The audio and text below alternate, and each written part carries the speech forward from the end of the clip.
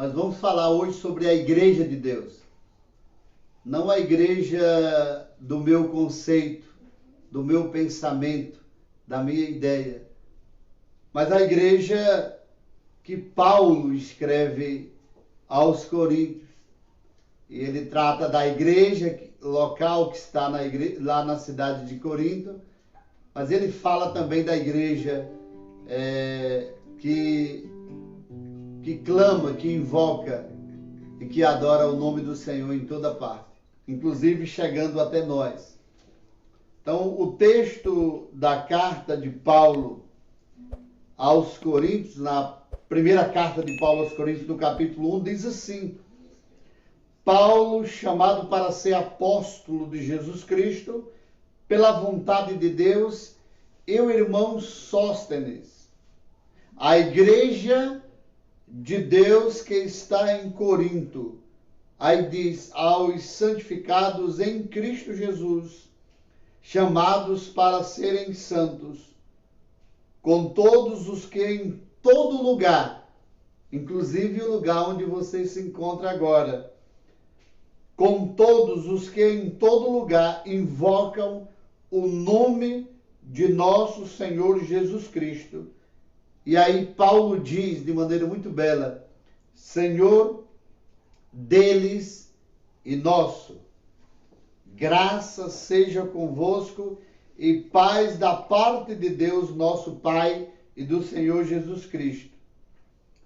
E agora ele dá uma palavra de gratidão. Ele diz: sempre dou graças a Deus por vós, pela graça de Deus que vos foi dada em Cristo Jesus. Porque em tudo fostes enriquecidos nele, em toda palavra e em todo conhecimento. Assim o testemunho de Cristo foi confirmado entre vós, de maneira que nenhum dom vos falte, enquanto aguardais a revelação ou a manifestação de nosso Senhor Jesus Cristo, o qual também vos confirmará até o fim, para serdes irrepreensíveis no dia de nosso Senhor Jesus Cristo. E conclui essa parte no versículo 9 dizendo: fiel é Deus, pelo qual fostes chamados para a comunhão de seu Filho Jesus Cristo, nosso Senhor. A igreja de Deus. Não há privilégio maior do que pertencer à igreja de nosso Senhor e Salvador Jesus Cristo. Mais uma vez, expressamos a nossa gratidão. Você que nos acompanha, você de perto, você de longe, e que fomos então aproximados por este meio de comunicação, mas muito mais, fomos aproximados mediante a manifestação da graça de nosso Senhor e Salvador Jesus Cristo. A graça que é um dom, é uma dádiva de Deus para as nossas vidas. A graça do Senhor que nos alcançou e a graça do Senhor na manifestação do seu amor que nos colocou no corpo de Cristo, que é a igreja de Deus. E é sobre a igreja de Deus que nós vamos estar refletindo, meditando. O prefácio desse capítulo aqui, a introdução do capítulo 1 da carta de Paulo aos Coríntios, segue dentro de um modelo tradicional da época, que depois nos acompanhou, ou seja, tem o nome do remetente, tem o destinatário e tem uma saudação e bênção que nós encontramos aqui no primeiro momento desse texto. O texto começa dizendo o seguinte: Paulo, chamado pela vontade de Deus para ser apóstolo de Jesus Cristo, e o irmão Sóstenes. É interessante, Paulo aqui já ele estabelece a sua autoridade como um emissário, como enviado do Senhor Jesus Cristo, mas ele já diz que foi por indicação, por escolha de Deus. E Sóstenes é provavelmente aqui um secretário de Paulo, mas um ex-líder, então, ali na cidade de Corinto. Então, ele, provavelmente secretário de Paulo, mas ali um cidadão daquela cidade, esteve ali com Paulo. Inclusive, o texto lá em Atos, capítulo 18, relata que esse querido Sóstenes, que era um líder naquela cidade, mas que se transforma num irmão querido, companheiro e cooperador do apóstolo Paulo, ele, em Atos, tem um relato importante que ele foi até mesmo espancado por ter levado Paulo a um tribunal, acompanhado Paulo em tribunal. Está em Atos capítulo 12. Nós não vamos entrar nesta questão deste detalhe, mas você pode ver isso em Atos capítulo 18. Mas Paulo aqui, ele destaca a origem divina do seu apostolado, logo no início.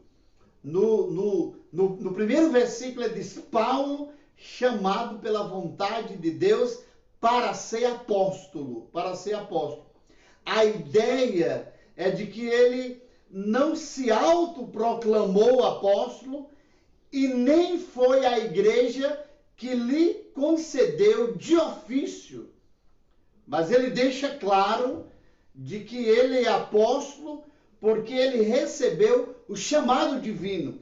Ele confirma isso também no livro de Romanos, no capítulo 1, versículo 1. E ele, então, além de destacar a questão do seu chamado divino, ele dá uma ênfase muito grande também, e ele diz: pela vontade soberana de Deus. Olha que interessante. Calvino, o grande reformador, ele dizia que duas coisas são requeridas daquele que será ouvido na igreja e que ocupará a posição de mestre na igreja. Calvino dizia, em primeiro lugar, deve ser chamado por Deus para o ofício. Veja que eu já disse que Paulo não se autoproclamou apóstolo, ele não recebeu um título que lhe foi dado, foi conferido de ofício pela igreja, mas ele disse que tem um chamado divino e ele disse que é pela vontade soberana de Deus. Ele tem uma indicação divina para ser um enviado, para ser um chamado.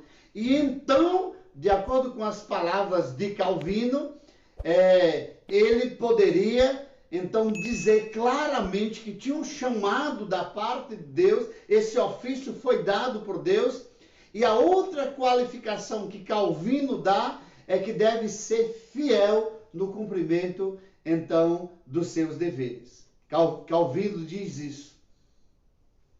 Além de Paulo apresentar aqui as suas credenciais de apóstolo, por indicação de Deus, por chamado de Deus, por vontade soberana de Deus, ele apresenta também, aqui esse texto apresenta destinatários da carta, como era de costume. A quem se destina? Qual destinatário? E aqui, no versículo 2, do lado da nossa carta aqui, do nosso texto, da carta aos Coríntios, ele diz no versículo 2 o seguinte: a igreja de Deus que está em Corinto. Aí diz, aos santificados em Cristo Jesus. Aí diz, chamados para ser santos. E acrescenta, com todos os que em todo lugar invocam o nome do nosso Senhor Jesus Cristo. E eu gosto desta parte que ele diz, Senhor deles e nosso. Então ele apresenta o destinatário da carta. E nesse destinatário da carta, aqui nós percebemos duas divisões básicas, muito fácil de se compreender. A primeira delas, o destinatário é a igreja local. A igreja local. Paulo se dirige à igreja de Deus, inclusive ele usa no singular, a igreja de Deus que está em Corinto. Observe que primeiro ele fala da dimensão da igreja local, ou seja, a igreja que está na cidade de Corinto. Paulo, ele plantou aquela igreja no final da sua segunda viagem missionária, que você pode, então, conferir a história da plantação desta igreja no livro de Atos, no capítulo 18, no versículo 1 ao versículo 11. Você vai perceber ali, inclusive, dá um relato de que Paulo, quando chega ali, ele passa por um certo desânimo, ele fica desencorajado, ele fica desanimado com todo o cenário de que ele vê naquela cidade, mas diz que ele teve uma visão à noite e Deus falou com ele claramente, dizendo, fala e não te cales. Eu tenho muita gente neste lugar e ninguém te ousará te fazer mal. Olha como Paulo recebe da parte de Deus a confirmação para a plantação daquela igreja na sua segunda, no final da sua segunda viagem missionária. Ele morou em Corinto durante 18 meses e depois dali de Corinto, diz que ele foi para a cidade de Éfeso. Corinto, a cidade de Corinto, é importante se destacar aqui, era uma cidade cosmopolita, era uma cidade que tinha gregos, sírios, asiáticos, egípcios e tinha judeus. Era uma cidade da Grécia, era uma cidade portuária, tinha 2 portos importantes naquela cidade, inclusive em localização geográfica diferente. Era uma cidade comercial, uma rota entre o Oriente e o Ocidente. Era a mais importante cidade da Grécia. Era capital da província da Acaia e com uma população estimada de 600 mil habitantes. Era também uma cidade conhecida pela sua licenciosidade. Paulo, então, dirige-se em primeiro lugar, e ele chama de Igreja de Deus, a igreja que se encontra na cidade de Corinto, que ele teve um papel preponderante na sua edificação, na sua plantação e no estabelecimento da igreja do Senhor naquela cidade importante, naquela cidade estratégica para a plantação de uma igreja, porque a partir de Corinto, muitas pessoas, muitos lugares foram evangelizados e se tornou uma cidade extremamente estratégica do ponto de vista visionário e do ponto de vista missionário, do ponto de vista da visão de Deus e da visão de Paulo. Mas se você observar no versículo 2, não trata apenas da igreja de Deus que está em Corinto. Paulo diz aqui que ele também está dirigindo as igrejas de Deus, os santos. Paulo se dirige à igreja de Deus que em todo lugar invoca o nome do Senhor Jesus Cristo. E ele diz, Senhor deles e Senhor nosso. A ênfase de Paulo é que a igreja não é apenas local, a igreja não é apenas a de Corinto, a igreja não é apenas da cidade onde você se encontra. A ênfase de Paulo é que há uma igreja universal. Eu não estou me referindo à nomenclatura de uma determinada igreja. Eu estou me referindo à igreja do Senhor, os salvos em Cristo, que estão espalhados em todo o universo, servindo a Deus. A igreja que congrega pessoas em todo lugar, que invoca o nome do Senhor em todo lugar. Esta igreja Paulo dirige, e esta igreja nós chamamos de Igreja Universal. Veja então que Paulo tem um destinatário, que é a igreja que está em Corinto, mas também a igreja que está em toda parte. Para diferenciar essas duas dimensões da igreja, ele usa a expressão Igreja de Deus no singular, e nós vamos encontrar esta expressão em Atos, no capítulo 20, quando ele fala. Nós vamos encontrar em 1 Coríntios, na própria carta aqui, no capítulo 10, no versículo 32. Nós vamos encontrar na carta de Paulo aos Coríntios, no capítulo 11, versículo 22, no capítulo 15, versículo 9. Ele também se refere à Igreja de Deus em Gálatas, capítulo 1. Mas também Paulo muitas vezes fala igrejas, no plural, igrejas de Deus. Na própria carta aos Coríntios, também escrevendo a carta aos Tessalonicenses, tanto na primeira carta quanto na segunda carta, são referências que ele diz, igrejas de Deus. Portanto, você pode diferenciar essas duas dimensões da igreja através da expressão no singular, que Paulo diz, a igreja de Deus que está em Éfeso, em Tessalônica, a igreja de Deus que está em Corinto, a igreja de Deus que está em Santana do Seridó, a igreja de Deus que está em Santa Cruz. E igrejas de Deus são aquelas que estão servindo ao Senhor em toda parte, em todo lugar. São os santos, os salvos, os lavados, remidos e comprados no sangue de Jesus. Igreja de Deus. A ideia, queridos irmãos, a ideia fundamental de Paulo sobre a igreja é a de que ela possui um dono, tanto quando ele dirige se a igreja local, como quando ele dirige as igrejas de Deus. A ideia é uma só, que ele diz que tem um dono, a igreja de Deus. A igreja de Deus tem um dono. O próprio Jesus diz, eu edificarei a minha igreja e as portas do inferno não prevalecerão contra ela. Então a ideia aqui é de que a igreja não é minha, a igreja não é sua, a igreja não tem um dono humano, mas a igreja é do Senhor Jesus Cristo. Nós somos inseridos dentro dela, nós fazemos parte dela, nós somos a igreja constituída pelo Senhor Jesus Cristo. Seja ela local ou universal, a igreja pertence ao Senhor.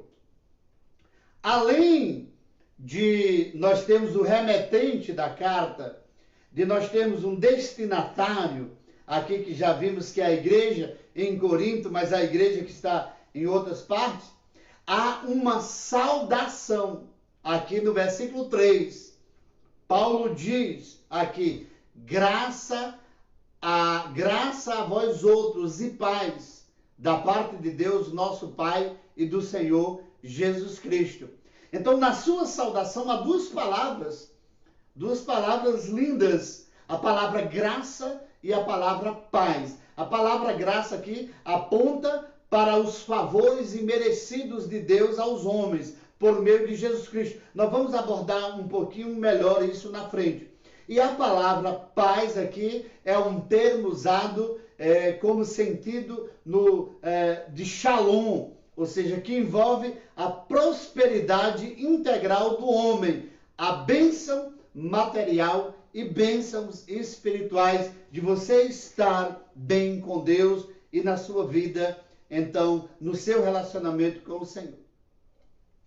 Então, pensando nisso, no remetente da carta, pensando nos destinatários da carta, pensando então na saudação que traz essas duas palavras básicas, graça e paz. Paulo, em seguida, a partir do versículo 4, Paulo apresenta virtudes desta igreja. Apesar de ser uma carta corretiva, na maioria do seu conteúdo, Paulo começa escrevendo à igreja de Corinto, então trazendo e apresentando virtudes desta igreja. Paulo agradece a Deus pela vida dos crentes que faziam parte da igreja em Corinto. Ele expressa uma gratidão. E ele diz: sempre dou graças a meu Deus a vosso respeito. A propósito, e aí ele usa mais uma vez a palavra graça, a propósito de sua graça que vos foi dada em Cristo Jesus. Versículo 4. Então ele revela o seu coração. Eu diria que ele revela do versículo 1 até o versículo 4, culminando com o versículo 4, ele revela o seu coração pastoral, agradecendo a Deus pela vida daquela igreja. Ele sempre inicia as suas cartas agradecendo pela conversão das pessoas a quem ele escreve. Nós vamos ver isso ele escrevendo aos Romanos, nós vamos ver isso ele escrevendo a carta aos Filipenses, nós vamos ver isso também na carta aos Tessalonicenses, tanto na primeira quanto na segunda carta. Ele sempre vai iniciar as suas cartas agradecendo pela conversão de pessoas a quem ele escreve. Mas, meus queridos, quais são os motivos pelos quais ele agradece nesse texto aqui a esta igreja? E é o meu propósito nessa noite. Eu quero apresentar você nessa noite aqui 3 virtudes que Paulo percebe e que ele notifica como fundamentais na vida desta igreja. E por isso que esta igreja, apesar de ter muitos problemas, apesar da carta apresentar muitas correções, nós vamos perceber que esta igreja estava alicerçada, fundamentada, ela tinha colunas fortes que mantinha aquela igreja firme, vibrante, atuante, ativa e poder se qualificar e ser qualificada, denominada como igreja de Deus. Vamos então dizer quais são as 3 virtudes que esse texto apresenta. A primeira delas, nós vimos a primeira virtude nessa igreja. Era uma igreja alicerçada na graça. Essa é a grande virtude desta igreja. Veja que ele menciona na sua saudação, como era de costume, mas ele aqui não apenas menciona a graça, mas ele diz: sempre dou graças a meu Deus a vosso respeito. E ele diz: a propósito da sua graça que vos foi dada em Cristo Jesus. Paulo deixa claro, o texto é muito evidente, é claro, de que a igreja de Corinto era uma igreja alicerçada na graça de Deus. E você pode estar me perguntando o que é graça. Eu poderia dizer aqui muitas coisas acerca da graça, da palavra graça, do seu significado. Podemos dizer de maneira clara, em primeiro lugar aqui, que esta igreja de Corinto existe e sobrevive pela graça de Deus.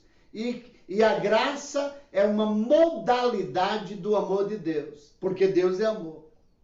Então, esta igreja estava alicerçada na graça, que é uma modalidade do amor de Deus.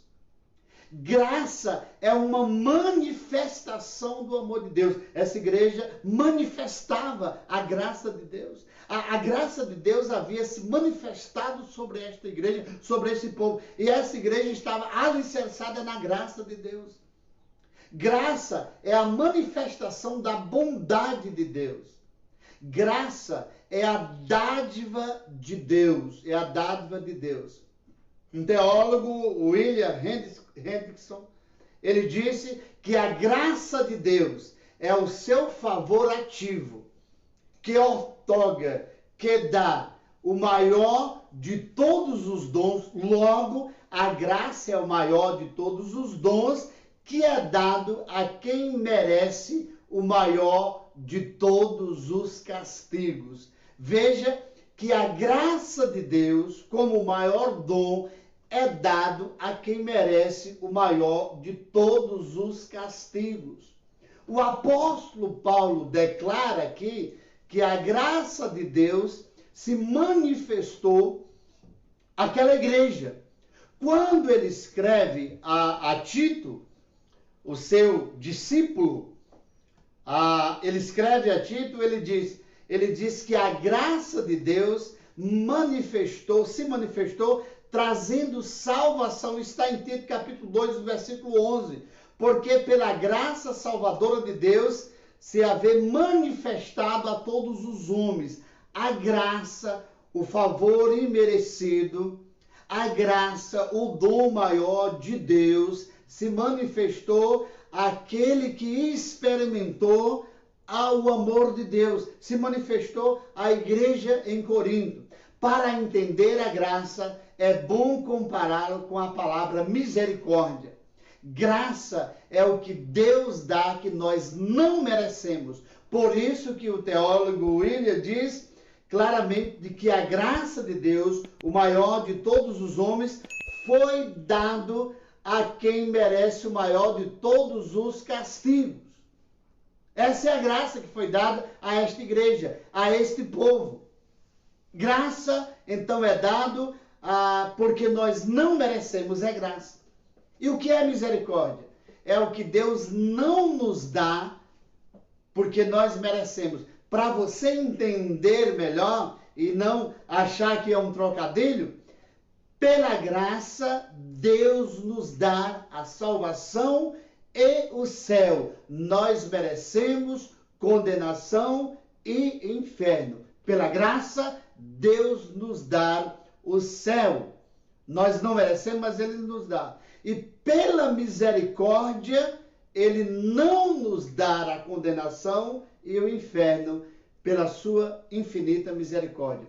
Assim podemos concluir dizendo algo importante para você que me acompanha nesta noite, que a graça é o amor ativo de Deus em favor do homem pecador. É importante ressaltar que a graça é uma manifestação de Deus quanto ao pecado. Se não existisse pecado, não haveria a graça. Por isso que o próprio apóstolo Paulo diz: aonde abundou o pecado, superabundou a graça de Deus. Se não houvesse o pecado, não haveria graça. Os anjos no céu não sabem, por experiência, o que é graça, pois não pecaram. Quando o pecado abundou na vida do homem, superabundou a graça quando nós entregamos a nossa vida a Jesus. Por isso que o apóstolo Paulo escreve a esta igreja e diz que esta igreja tem uma virtude e esta igreja está alicerçada na graça de Deus. E foi a graça de Deus que manifestou na minha vida. É a graça de Deus que manifestou na sua vida. É a graça do Senhor que manifesta na vida do homem pecador. Portanto, aqui nós temos a primeira grande verdade. A igreja em Corinto era uma igreja alicerçada na graça de Deus. Segundo lugar, Paulo diz, do versículo 5 até o versículo 7 do nosso texto aqui, Paulo diz que a igreja, ela era uma igreja possuída da riqueza da palavra de Deus. Ou seja, ele deixa isso claro aqui. Esta igreja em Corinto era uma igreja possuída da riqueza da palavra de Deus. Olha o que diz no versículo 5 até o versículo 7. Olha o que ele fala aqui. Ele diz, porque em tudo fostes enriquecidos. Porque em tudo fostes enriquecidos. E aí diz mais, em toda palavra e em todo conhecimento, assim como o testemunho de Cristo foi confirmado entre vós, de maneira que nenhum dom vos falte, enquanto aguardais a manifestação de nosso Senhor Jesus Cristo. Veja que há duas palavras aqui acerca do alicerce desta igreja.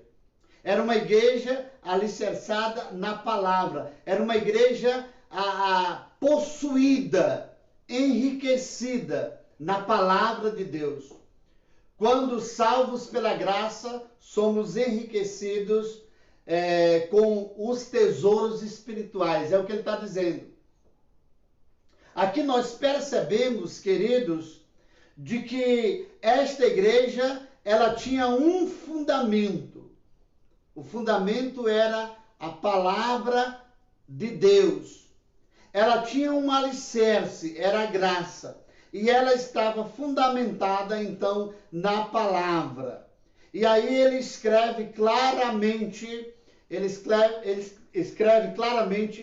falando a esta igreja de que ela era possuidora da palavra. Ela tinha uma riqueza, e essa riqueza era a palavra, era o conhecimento. A igreja de Deus é formada por pessoas ricas no dom, e esse dom aqui era para edificação da igreja. E a riqueza que eles possuíam eram os dons espirituais, mas eles estavam confundindo, e Paulo chama a atenção e escreve a eles uma carta dando as instruções bíblicas para que eles pudessem então, mediante o conhecimento, mediante a palavra de instrução que eles então tinham recebido, que era um fundamento então daquela igreja, e eles então precisavam se conduzir dentro dessa proposta. A igreja de Deus que estava formada mediante a palavra. E Paulo destaca duas peças fundamentais aqui como tesouro. Em primeiro lugar, a palavra. Que palavra é esta? É a palavra de transmissão da verdade. Então, o que Paulo está dizendo, e hoje nós temos, é a palavra, a verdade, a transmissão da verdade. Paulo está falando sobre isso com eles. E o segundo aqui, Paulo fala do conhecimento, que é exatamente esta apreensão, esta aquisição do conhecimento de Deus. Por isso é que em 1 Coríntios capítulo 12, no versículo 8, diz: porque a um pelo Espírito é dada a palavra de sabedoria, e a outro pelo mesmo Espírito a palavra da ciência. E Paulo está dizendo aqui a eles que eles têm a palavra de sabedoria, e diz que eles têm a ciência, a palavra da verdade e a ciência, e que deveria, com sabedoria, utilizar para a edificação da igreja local e para transmissão dessa verdade a outras pessoas. E como eu disse no início, que a igreja de Corinto a cidade de Corinto era uma cidade estratégica, aquela igreja tinha condição de pregar a palavra, de transmitir a palavra,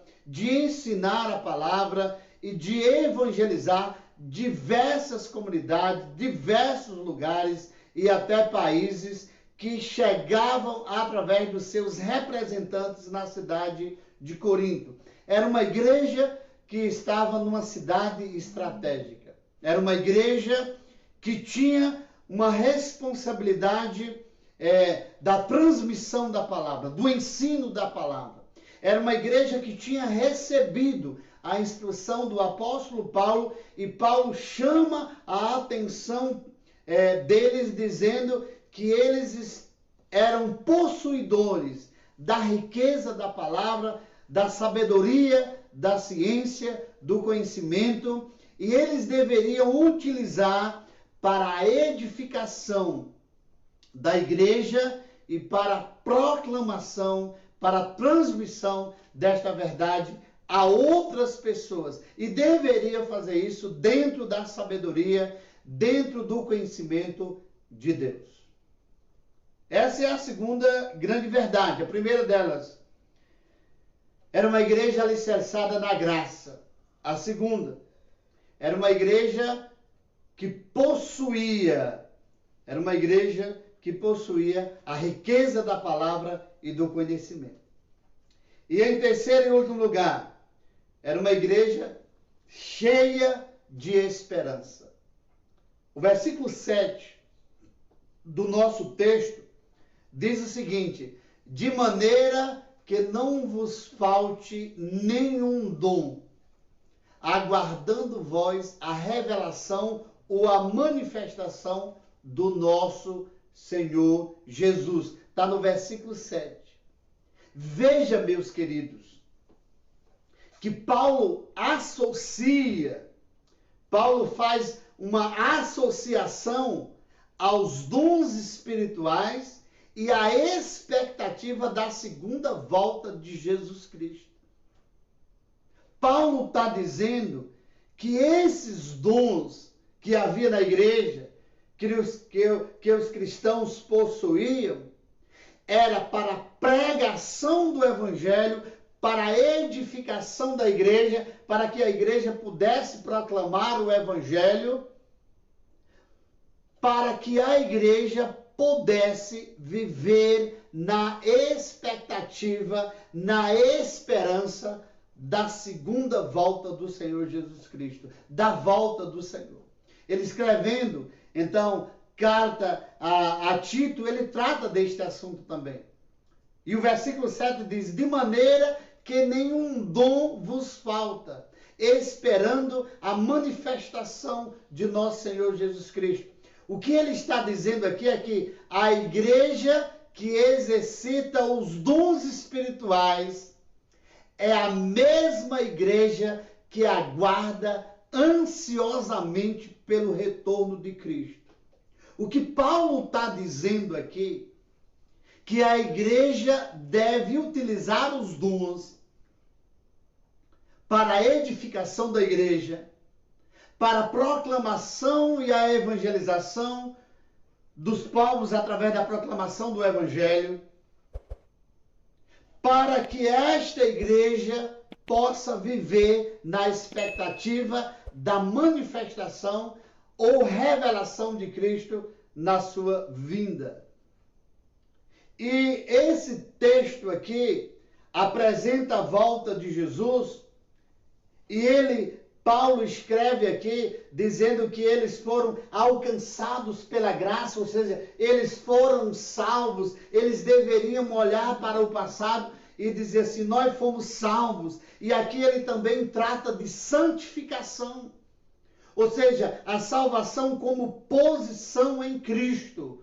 Fomos salvos, fomos justificados, fomos agraciados com o amor e com a graça de Deus.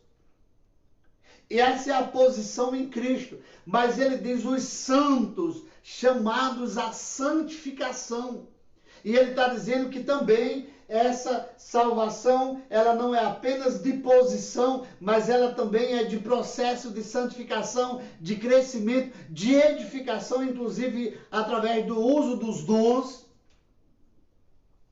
E essa igreja, então, está proclamando o Senhor Jesus Cristo, vivendo em santificação, mas ela está vivendo na expectativa da esperança da volta de Jesus, aonde vai receber lá nos céus a salvação plena, a salvação completa, é a salvação da glorificação, onde teremos um corpo glorificado, livre não apenas da condenação do pecado, não apenas do poder da influência do pecado, mas livre da presença do pecado. O que Paulo apresenta aqui nesse texto é a salvação quanto ao seu passado. Ele está dizendo, vocês foram salvos, vocês foram alcançados pela graça de Deus. O que Paulo está dizendo aqui, que eles estão sendo chamados, e não apenas a igreja em Corinto, mas a igreja em toda parte, está sendo chamado à santificação, ao crescimento, à edificação, de maneira que os dons não existem para uma manifestação espetacular, ou, na verdade, ser usado ao bel prazer, mas para a edificação da igreja, para que esta igreja possa, sendo edificada, proclamar a palavra e proclamando a palavra, possa viver a expectativa do retorno do Senhor e vivendo nessa expectativa, possa ter a convicção, possa ter a certeza, possa ter, de fato, a esperança de que ele vai voltar. Olha que coisa interessante. Ele diz que eles foram alcançados pela graça e eles são chamados à santificação. Mas não para aqui. Não se finda aqui. Mas ele chama esta igreja para olhar para a sua proposta como igreja local, para olhar para as nações, mas acima de tudo, olhar para a manifestação da graça de Deus por meio da salvação que gera e que traz ao nosso coração a expectativa da esperança, da manifestação e da revelação em Cristo Jesus. E quando nós pensamos nesse assunto da volta de Cristo, talvez você pergunta como será isto?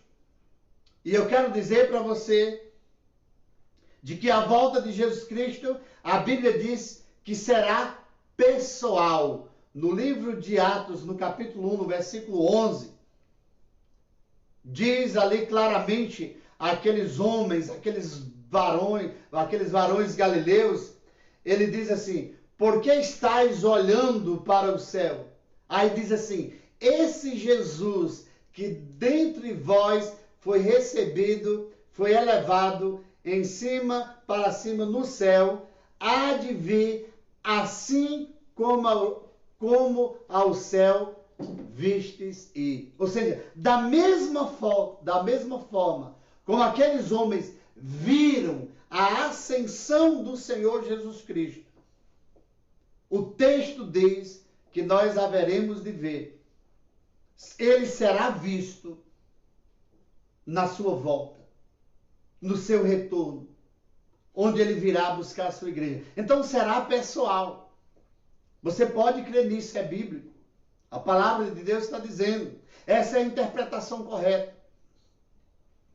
Em segundo lugar, esse texto diz, e Mateus trata naquele capítulo de Mateus 24 e 25, que ali está um sermão sociológico que olha os problemas sociais da sociedade.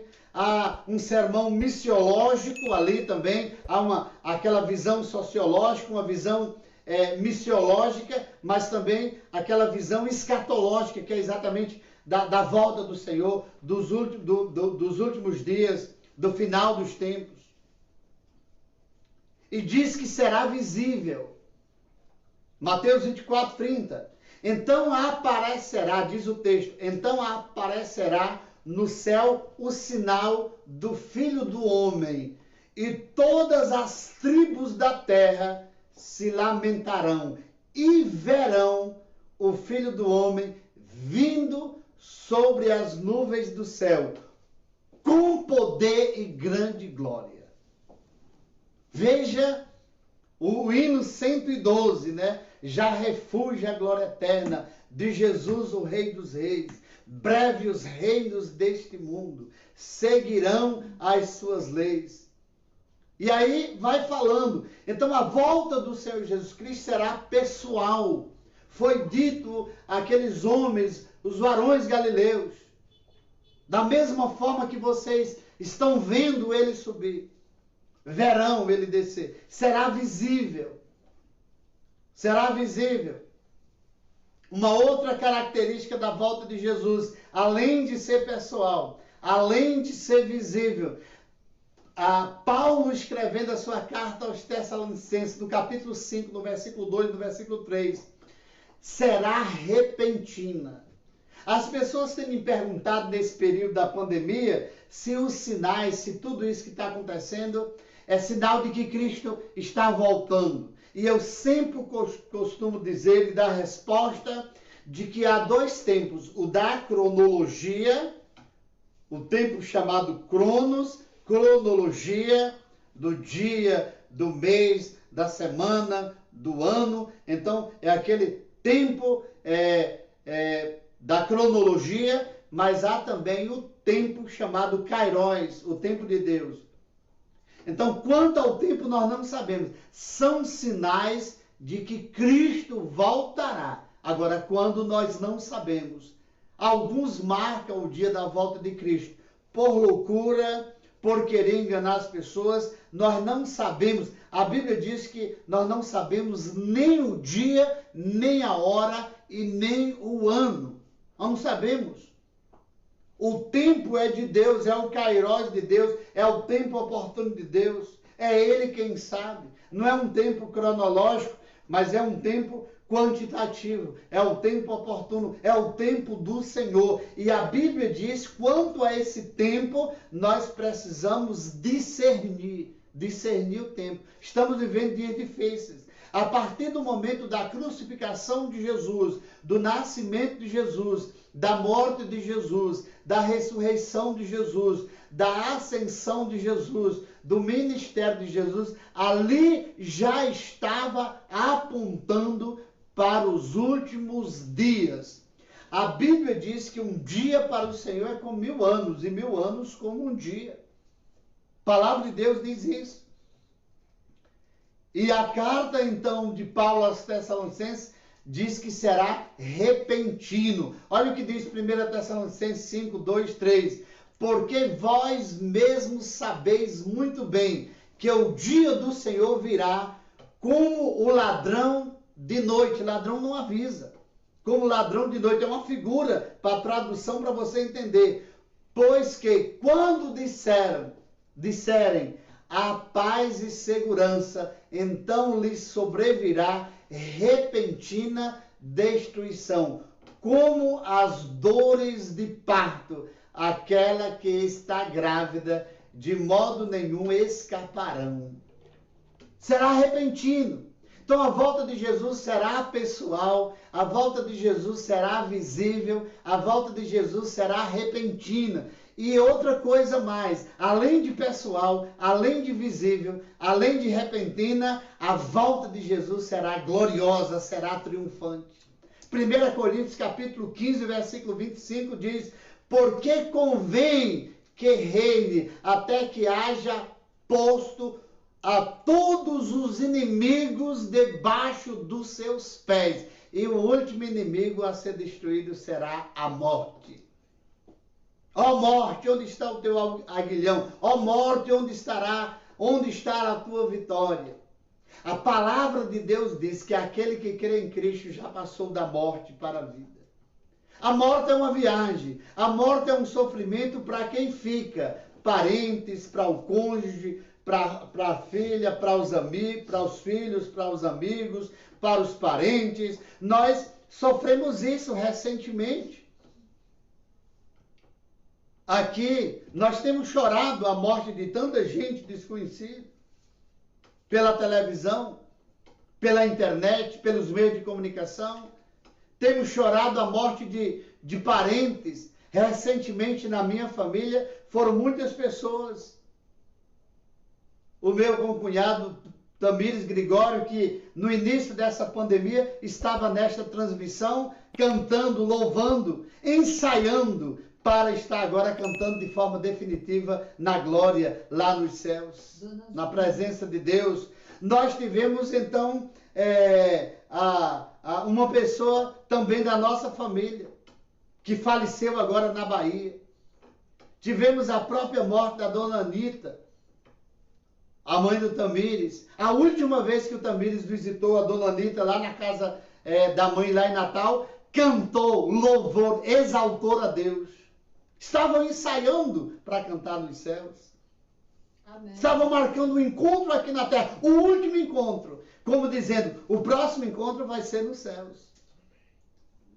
O choro, a dor, a saudade, a tristeza faz parte dos que ficam. Mas para os que partem é alegria. E hoje nós tivemos a notícia de uma irmã querida aqui na zona rural, a irmã Joana, idosa, mas saudável, feliz, cada vez que chegávamos ali, cada vez que nos encontrávamos ali, cada momento estava ali a dona Joana, partiu para a glória, partiu para a glória.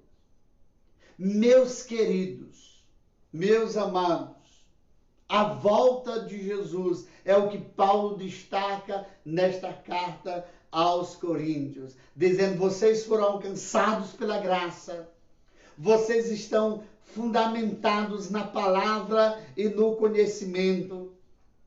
Vocês têm a responsabilidade e a missão de edificar-vos mutuamente, de proclamação do Evangelho para essas nações que têm esta rota que passa aqui na cidade de Corinto. Vocês estão num lugar estratégico e vocês precisam fazer isto, mas vocês não podem perder de vista a esperança que há em Cristo Jesus. Esta é a mensagem para a igreja.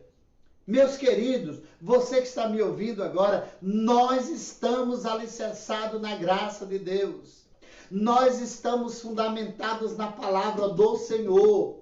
Nós temos a responsabilidade da edificação uns dos outros. Nós temos a responsabilidade da proclamação do Evangelho para toda parte. E nós temos, então, nós somos possuídos pela esperança que há em Cristo Jesus. Nós estamos cheios da esperança que há em Cristo Jesus. Amém. Esperança da sua volta, que será pessoal, que será visível, que será repentina e que será gloriosa. Ele não vai vir mais para ser crucificado, para zombar dele, para receber uma coroa de espinho, para ser sepultado, para ser vigiado no túmulo. Não! Ele virá de forma triunfante, ele virá de forma gloriosa, ele virá para buscar a sua igreja, ele virá para colocar um ponto final em todo o sofrimento. Ele virá para nos arrebatar para os céus, para que nós possamos estar ali na glória por toda a eternidade, louvando, glorificando, exaltando a Deus, ao Senhor Jesus Cristo. E quando a Bíblia fala de que lá as ruas são de ouro, há cristais, pedras preciosas, a gente fica encantado. Como diz, eita, que lugar bonito. Aí diz, o caba fica encantado. Na música, então, que o Sal da Terra canta, de Bartolomeu. Meu querido, quando nós ficamos encantados com as ruas de ouro, com os cristais, com as pedras preciosas, é porque a nossa visão, ainda é uma visão limitada. A nossa visão ainda é materialista. O que a Bíblia está dizendo de que ouro que aqui é precioso, que as pessoas se matam, que roubam e que valorizam, que é trancado e que é caro, lá está dizendo de que isso é para ser pisado. As ruas são de ouro, nós vamos pisar. A grande glória lá é a presença de Deus. A grande glória lá é contemplar o Senhor. A grande glória lá é nós estarmos na eternidade, onde não haverá pranto, onde não haverá dor, onde não haverá choro, onde não haverá discriminação, onde nós estaremos louvando e glorificando o nome do Senhor e estaremos pisando em ruas de ouro. Há um novo nome escrito na glória. Esta é a esperança. Esta é a esperança.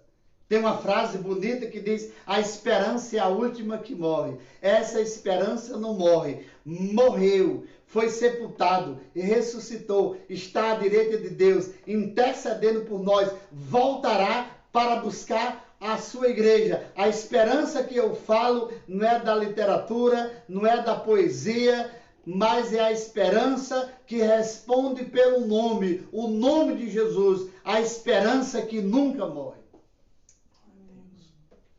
E Paulo, escrevendo aos Coríntios, ele diz claramente que esta igreja então sabia tanto disso, que na sua carta está registrada o seguinte: a igreja era uma igreja que orava, que intercedia e que vivia o evangelho e podia dizer: ora vem Senhor Jesus, Maranata, ora vem Senhor Jesus.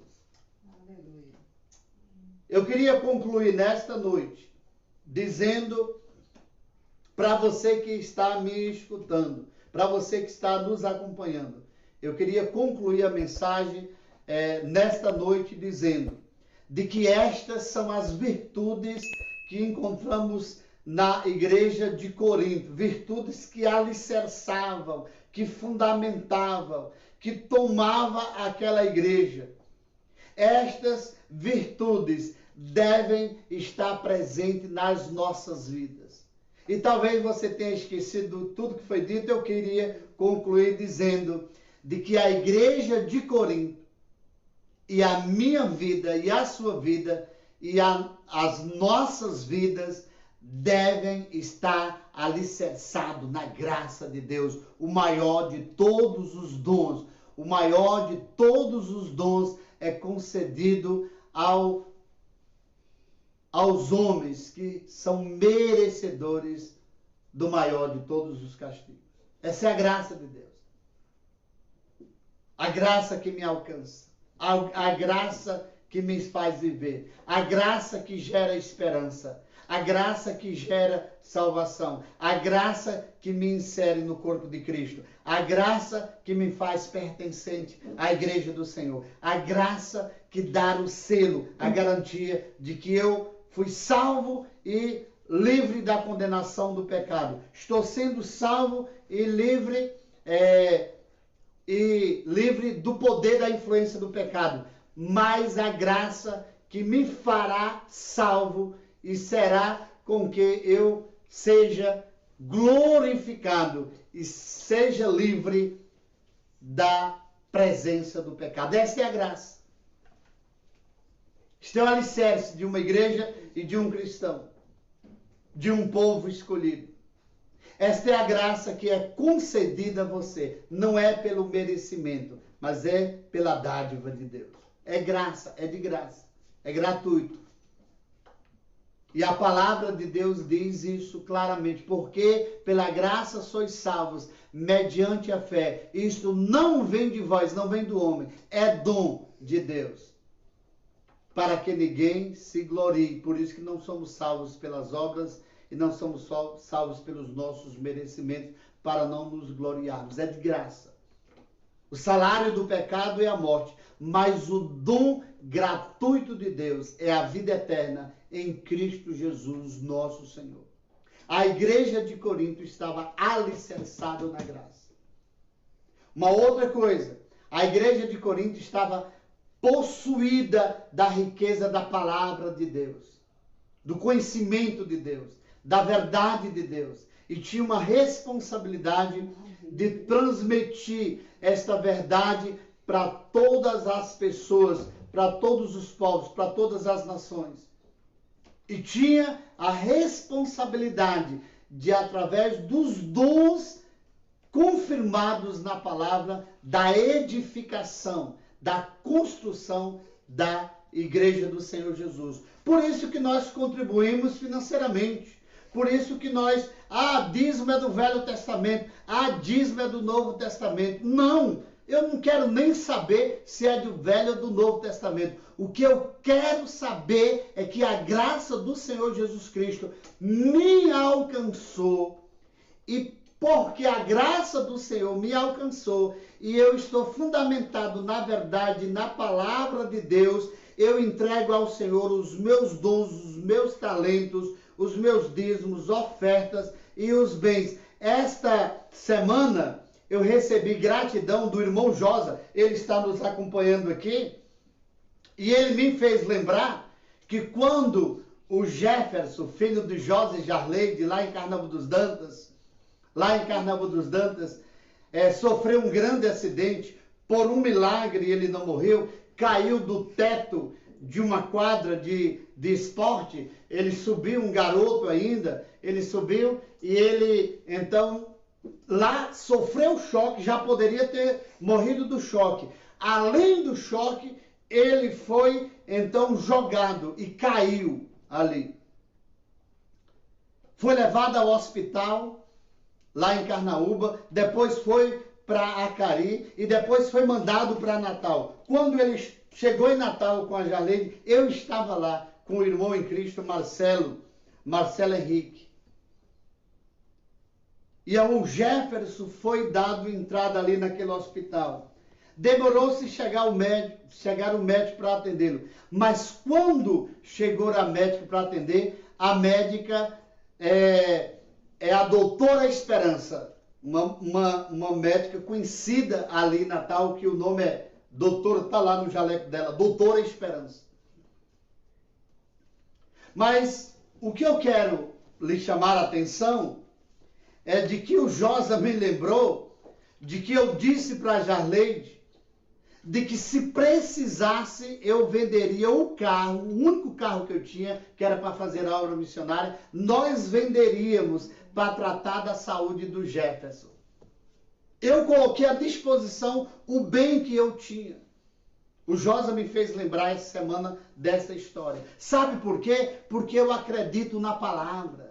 Sabe por quê? Porque eu acredito na graça de Deus que me alcançou. Sabe por quê? Porque eu não sou conduzido por regras, por princípios humanos. A minha vida está pautada nas escrituras sagradas, na palavra de Deus.